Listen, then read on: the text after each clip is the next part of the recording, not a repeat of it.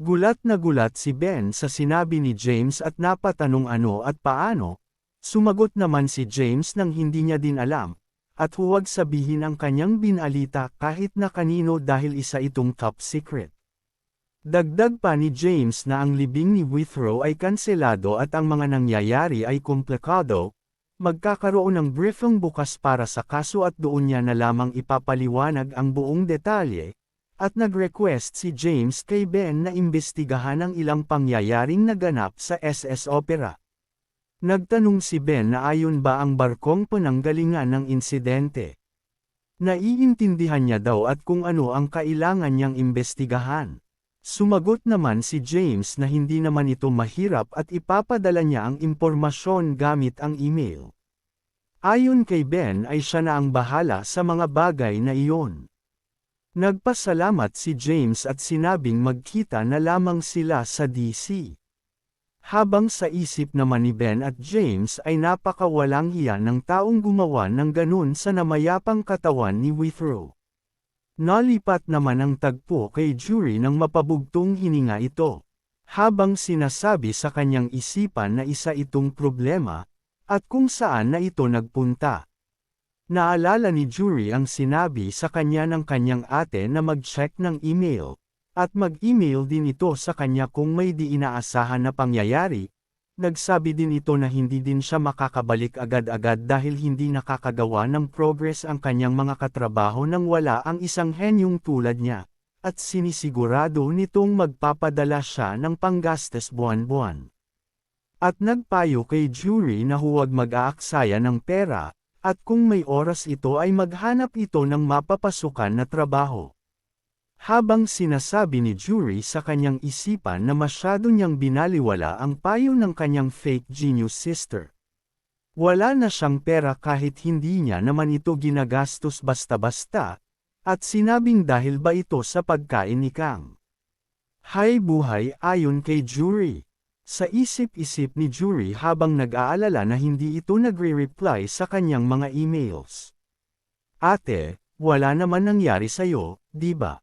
Nang biglang positibo at sinabing kailangan niya ng maging independent dahil 18 years old na siya. Kikita na siya ng sarili niyang pera, fair and square dahil walang imposible para kay Jury na isang henyo. Habang naglalakad ay may napansin itong poster sa isang poste at napatigil ng mapansin ang malaking prize money at di makapaniwala.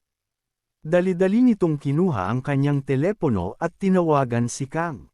Nasagot naman ito agad ni Kang, tila nagulat si Jury ay agad itong nasagot ni Kang at hindi natutulog sa oras ng kanyang klase. Sumagot naman si Kang na nasa gym class siya, nagtanong naman si Jury kung ano ang ginagawa ni Kang at ang ingay ng paligid nito. Muling sumagot si Kang na nasa gym class nga daw siya at nasa labas. Tinanong naman ni Chul si Kang kung GF daw ba nito ang kausap niya. Habang nimamadali naman ni Chang Rael si Daebang. Muling tinanong ni Kang si Jury kung bakit ito napatawag, habang nagsalita naman si Chang Rael at nanghingi ng $30 kay Daebang dahil turn na nito ayon sa kanya at napatanong naman si Daebang kung bakit 30. Sumagot si Chang Rael ng anong ibig mong sabihing bakit. Dahil sayo at kay Kang, parehas kayong malakas kumain. Sa isip ni Jury ay kahit na puro tulog ang ginagawa ni Kang ay nakagawa pa din ito ng mga kaibigan ng napakabilis, natutuwa siya at proud dito. Nang tawagin siya ni Kang dahil tila natulala ito.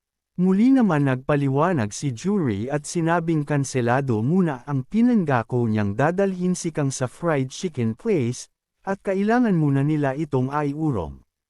Sinabi din ni Jury na kailangan niya si Kang sa Sunday. Nalipat ang eksena sa DC, United States. Nagpapaliwanag si James at sinabing sisimulan ang briefing sa SS Opera incident.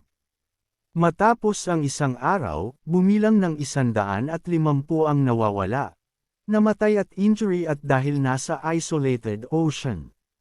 Ang barko ang bilang ng casualties ay lumaki.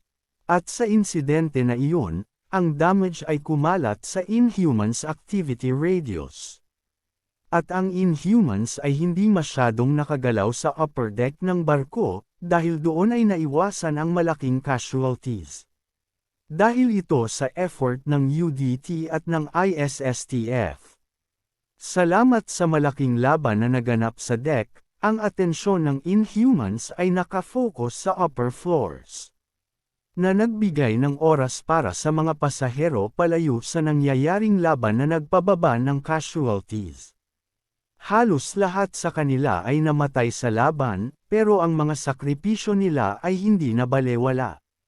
Napatingin si Pearl at Ben sa mga sinabi ni James.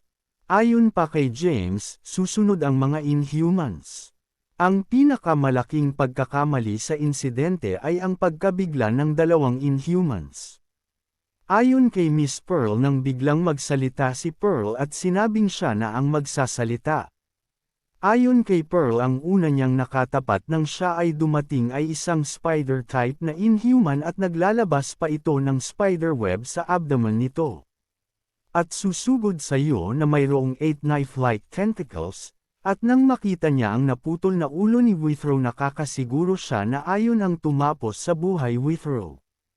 Dagdag pa ni Pearl ay napaka-durable ng Inhumans na iyon compare sa mga nakatapat niya at talagang malakas pero hindi naman ito nagtataglay ng bilis o tigas na hindi kayang tapatan ni Withrow. Ang kutob ni Pearl ay nagkaroon ito ng all-out battle sa nagyayelong Inhuman at naambush ng Spider-type habang nagpapahinga sa natapos nitong laban. At ang nakatapat ni Withrow na nagyayelo ay may appearance ng isang chameleon. At may kakayahan na manggaya ng appearance ng iba. Dagdag pa ni Pearl kahit nung umatake sa kanya ay nasa gitna pa ito ng panggagaya ng appearance ni Withrow.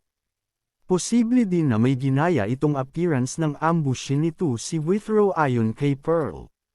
Napasabi naman si Ben sa kanyang isipan na, marinig pa lamang ang mga paliwanag ni Pearl ay grabe na ang sakit. Muling nagpaliwanag si James at sinabing sa lahat ng insidente sa Inhuman ang hypothesis ni Pearl ang pinakamalapit sa katotohanan. Hindi din nila alam kung bakit, pero ang Inhumans ay nagtataglay ng special characteristics ng maraming organismo. Pero ang SS Opera incident ang nag-iwan ng maraming tanong hindi tulad ng ibang insidente. Una sa lahat, bakit dalawang Inhuman ang nasa iisang lugar sa parehong oras? Pangalawa ang pinakamalaking tanong, hindi, ang pinakamalaking problema ang pagkawala ng katawan ni Mr. Withrow. Sumagot si Pearl ng, oo. Ang katawan ng Inhumans at ng mga ibang biktima ay nanatili lamang sa barko. Natatanging katawan lang ni Withrow ang nawala. Muling nagpahayag si James at sinabing dahil napansin nila na nawala ang katawan bago makadaong ang barko nakaka-assume sila na nawala na ang katawan bago dumating ang government. Nang magsalita naman si Ben at sinabing alinman kung lumipad ito sa langit, o muling nabuhay ang namayapang katawan ni Withrow at kusa itong umalis. Muling nagsalita si James at sinabing walang sense ang mga ganang pangyayari kaya ang kapanipani walang pangyayari ay bigla naman nagsalita si Pearl at sinabing, may taong kumuha ng katawan ni Withrow na sakay din ng barko. Sinang-ayunan naman ito ni James at sinabing nawala nang walang naiiwan na trace. At tinanong niya si Ben tungkol sa kanyang request dito.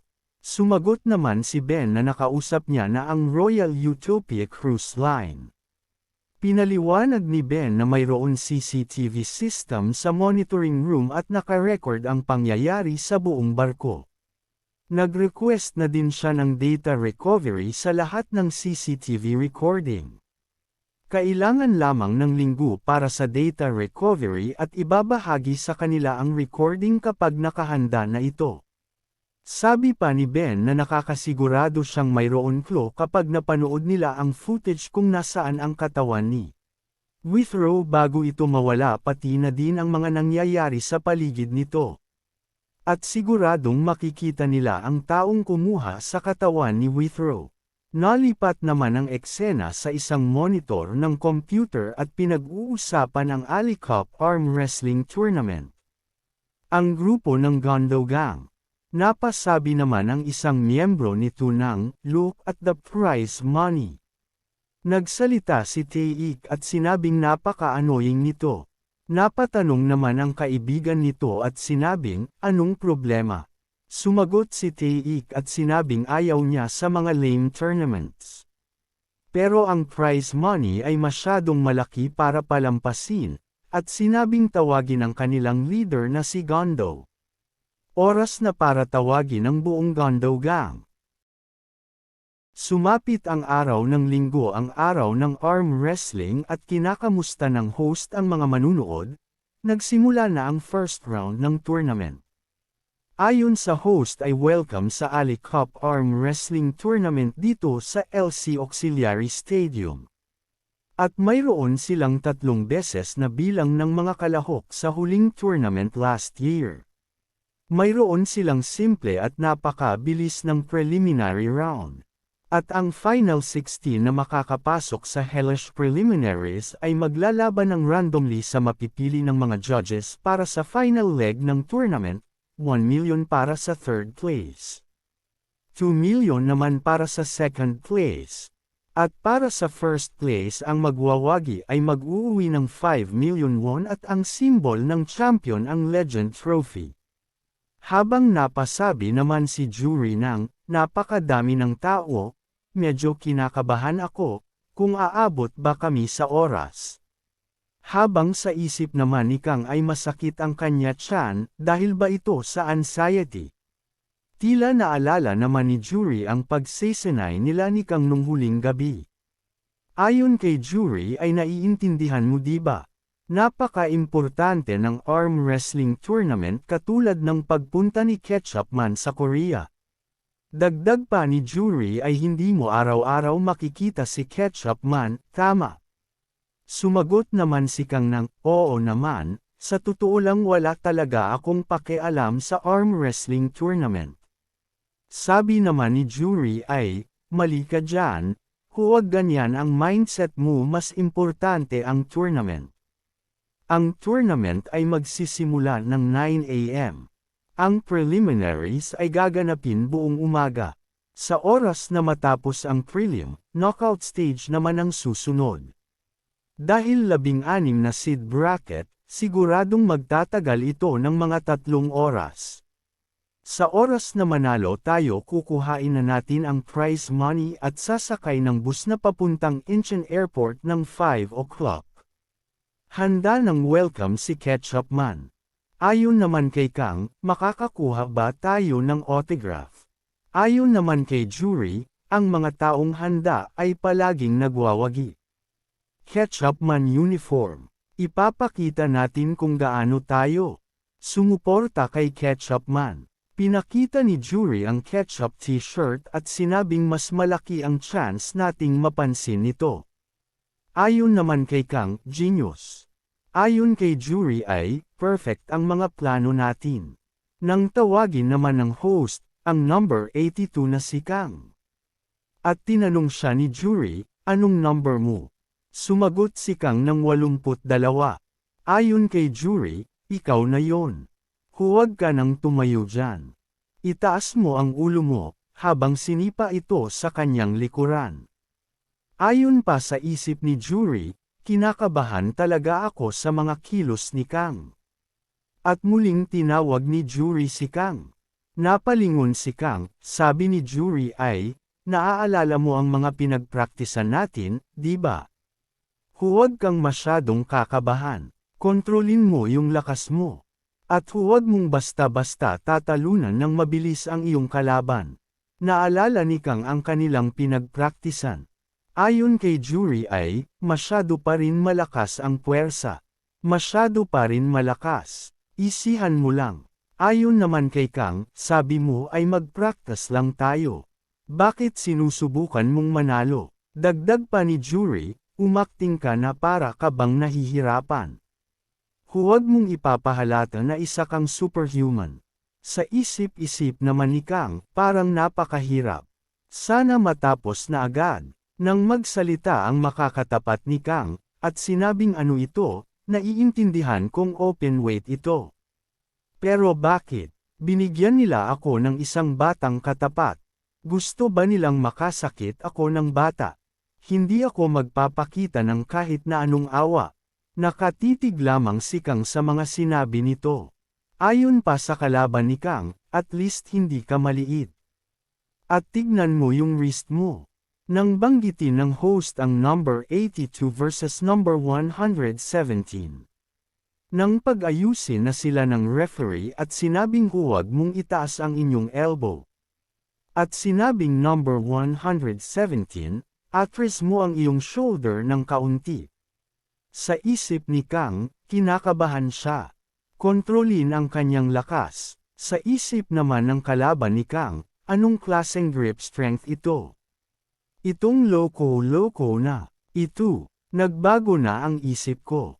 Dudurugin ko ito. Nang banggitin ng referee na ang laban ay magsisimula na. Tila nagulat si Kang at napatitig sa kanyang kalaban. Sabi naman ng kanyang makakalaban ay dudurugin kita. At tila nabaliktad ang kalamangan at nabawi ni Kang ang momentum. At tila napakalakas ng pagbagsak ang nalikha nilang ingay. Gulat na gulat ang referee at sinabing tapos na ang laban. Panalo si number 82.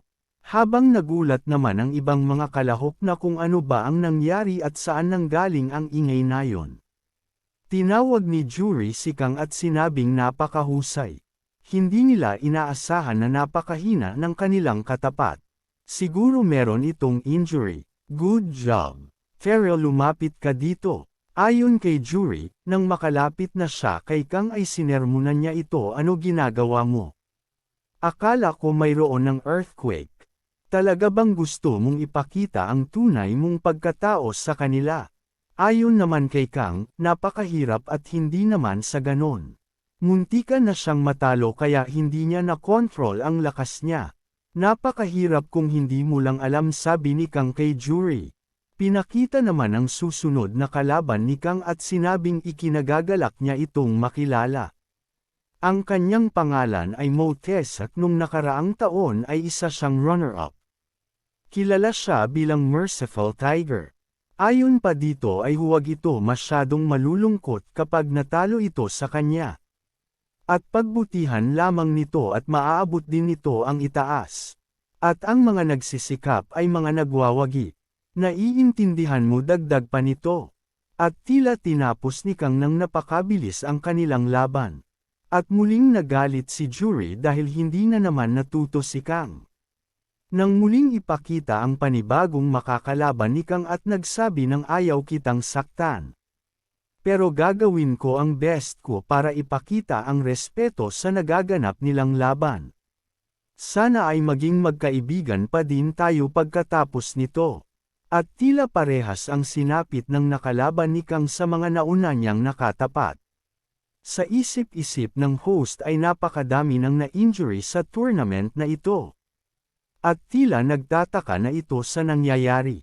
Nagsalita ang host sa harap at sinabing ang matagal nilang pag-aantay ay tapos na. Ang knockout stage ay magsisimula na. Pinapakilala ko sa inyo ang 16 competitors na nakalampas sa hellish preliminaries. Sisimulan kong tawagin ng randomly selected bracket placements. Nagsisimula kay Bulgaria Sus, pang-apat sa World Arm Wrestling ranking. Number 17 Nikolai Chozo, ang kanyang makakatapat ay ang logic-defying strength hidden behind that gentle smile. Ang second in command ng Sabu Martial Academy Institution, ang traditional martial art ng subak. Number 99 Limon Guchinichir naman ito ng kanyang mga kasama na martial artist. Pinakita ang isang matanda na may pangalang Oh Bangwon at sinasabi sa isip niya na kailangan mong manalo Mungu. Para mapaayos natin ang dojo, kailangan mo at least makapasok sa second place or kahit na third place. Pinakilala naman ng host si Lim Kang at sinabi nito meron silang high schooler na super fan ni Ketchup Man. At marami na itong tinalo ngayon na malalaking competitors para umabot sa round na ito. Siya ang bagong rising star ng arm wrestling world. Napasabi naman si Kang sa isipan niya ng Rising Star ha. Muling sinabi ng host ang kanyang pangalan number 82, Lim Kang. Pinakilala naman ng host ang makakatapat ni Lim Kang. Sinasabi niya na nag-training siya tuwing umaga ng Jogang. Number 59 ang Jogang Monk Yunyong ng Gayurim Temple. Pinakita naman ang mga kasama nitong monk na todo suporta sa kanya at pinagsisigawan ang kanyang pangalan. At pinakilala naman ng host ang susunod na competitor. Sinabi nitong huwag nila mamaliitin ito dahil isa lamang itong high schooler. Number 51 ng Gangmo. Sabi ng host ay kung hindi niya siguro sinabi na isa itong high schooler ay malamang hindi malalaman ng mga manunood sabay tawa ito. Sa isip naman ni Gangmo ay wala akong pakialam kung sino ang makakatapat ko. Ako ang mananalo, ng Gangmo. Pinakilala naman ng host ang makakatapat ni Gangmo. Number 103 Choi Tae-ik ayon sa host ay isa itong troublemaker na gumawa ng eksena bago pa lamang magsimula ang preliminaries dahil hindi nito makontrol ang kanyang galit. At mukha itong galit sa mga oras na ito hindi niya alam kung ano ang dahilan. Ayon naman sa isip ni Tae-ik ay bakit sa dinami-dami ng makakalaban ko bakit si Radish Head pa. Pinakita naman ng Gandugang at nagshikir kay Radish Head Gangmo. Habang sabi naman ng monk, nang makita niya ang mga student na ito ay naalala niya si Malgang dito nung kabataan nito habang napapatawa ito. Nang muling magpaliwanag ang host at sinabing nawawala ang isang kalahok na si number 14 ay hindi makita kahit saan. Ang susunod naman ay ang katapat ni number 14, number 127 Part Gandu nang napalingon si Kang dito dahil parang namukha niya ito. Pinakilala naman ng host ang mga natira pang kalahok na si number 4 versus number 120 at number 66 versus number 40 at number 119 versus number 29. Nang tila hindi nagustuhan ito ng isang mga kalahok at sinabing side attraction lamang daw ba sila dito. Bakit biglang mabilis ang pagpapakilala at ganon-ganon na lamang? Ayon naman sa host ay masyadong time-consuming kaya sana ay naiintindihan nila at sinabing ayon na ang lahat. Magsisimula na ang bracket, at kahit na unrestricted at open weight ang tournament na ito ay marami pa din nakapasok na mga high schooler para makapasok sa bahagi ng tournament na ito. Para ba silang nasa isang sinang manwa at ang mga kabataan ngayon ay malalakas, ang knockout stage ay magsisimula na.